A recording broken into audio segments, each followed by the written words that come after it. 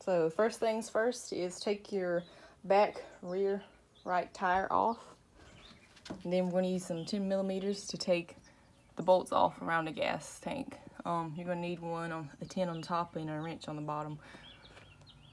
You got one up here too, and all of them pretty much are bolting the nuts that you're going to need a socket and a ratchet. Or I meant a socket and a wrench. This one's like the washer's on the left side, and then the bolt goes through it, and the nuts on the left side as well. This one right here too as well.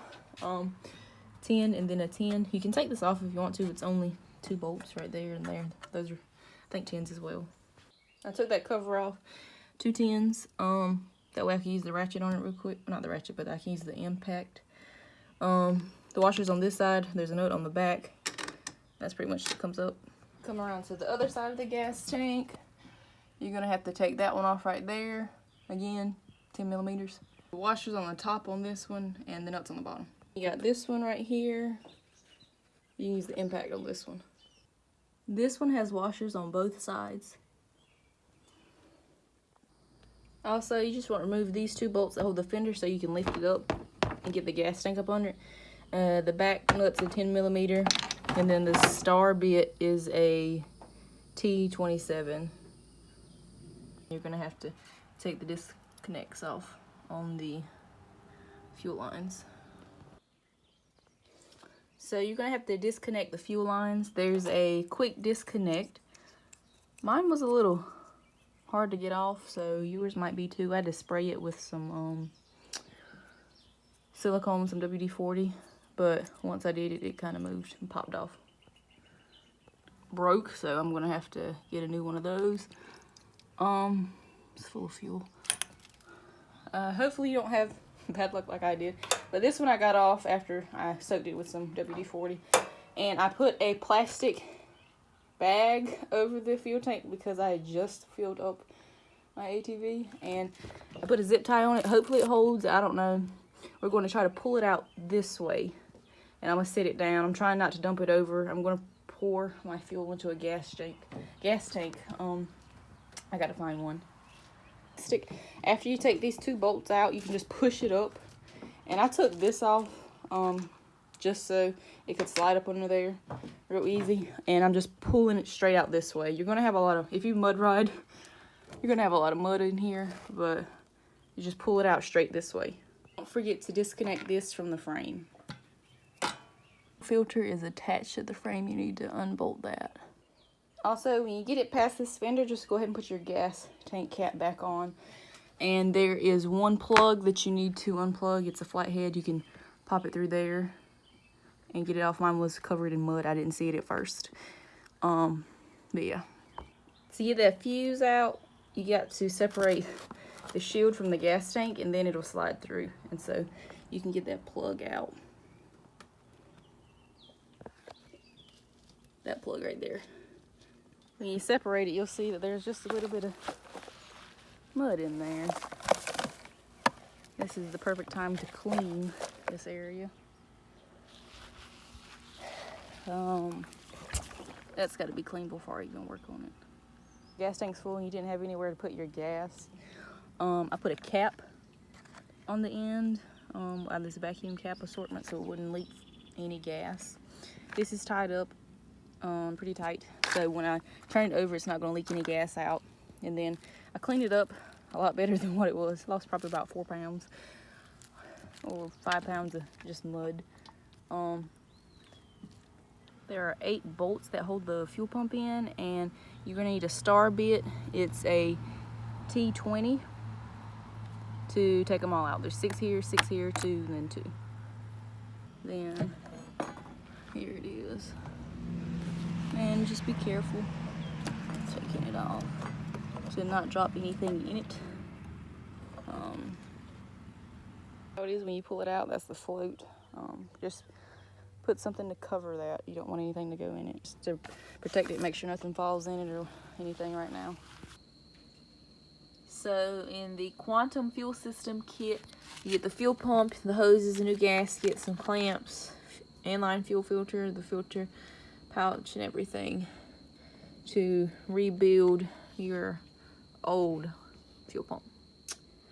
So couple of simple things. That plug comes undone right here. That's how you plug that one in. You also have to take this metal ring off first.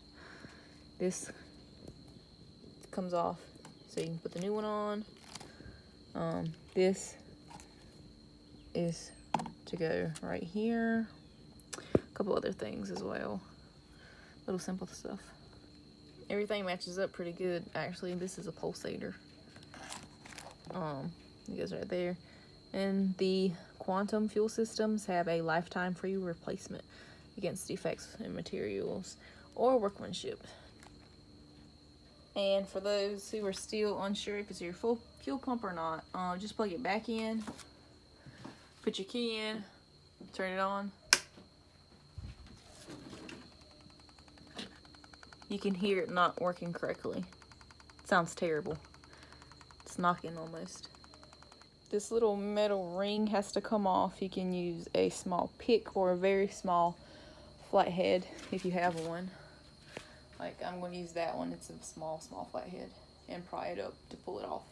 When putting it on, always remember that notch goes right there. It's not going to go on any other way.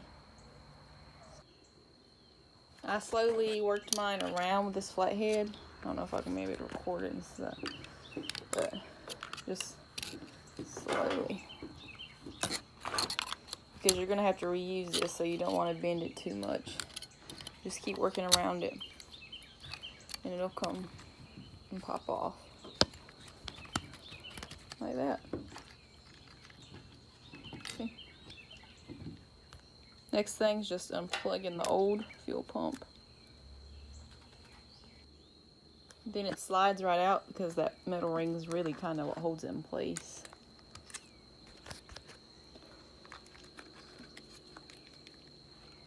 It's kind of hard to do with one hand, but you just keep on sliding it out.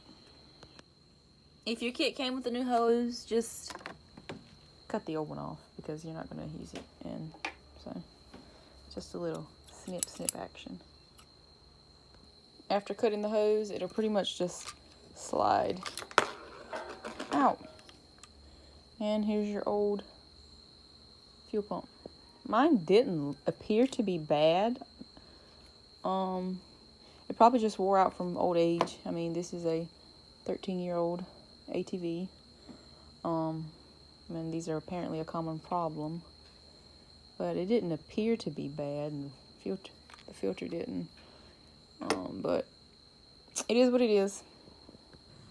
Getting that last little piece of plastic off is a pain in the behind. I had to put that little small flathead in there and try to stretch it and pull it and cut it. And then it's a little aggravating to get it off. But you got to get it all the way off. This is a side-by-side comparison with the old fuel pump on the right and then the new one on the left. You can see that the new fuel pump is oriented a little differently than the old one, but just make sure that when you put them in that they match up, and then at the end I'll show you how to make sure that it clears the float so your float can read right and you can actually see how much gas you have in your gas tank. You just push the plastic piece on, it'll go in place, and then you'll have a very tiny washer in the packet that goes over that, like on the old one, you see how it goes around it or over it. The new one will do the same. Just be very careful with it because it's small. You can go ahead and slide your plastic hose over that after you've got your little ring secured, which mine was very difficult to get on. It just kept wanting to fly off, but I got it on there eventually. You just slide your new fuel pump in and make sure you hook it up the hose to there and plug it in. So I had to use a set of pliers to kind of grab this hose and push it down because there's 3 little ridges you got to get over, and I couldn't get over that last one. But with the pliers I was able to grab it, but not too hard, and just push it down to get it over. And then afterwards, don't forget to plug up everything and make sure this rings all the way down and that notch is at the bottom. This is what it'll look like when you got the hose on and everything plugged back in. The new kit came with a new gasket and a new metal ring, which I'm glad because my old gasket's got a couple nicks in it and cracks. And they came with new screws. So we got the new gasket on. We just slid it on the float, goes that way. And you slide it in and feed it in that way. And then you put this on it and put your screws on it. And I'm going to test it before I put everything back in.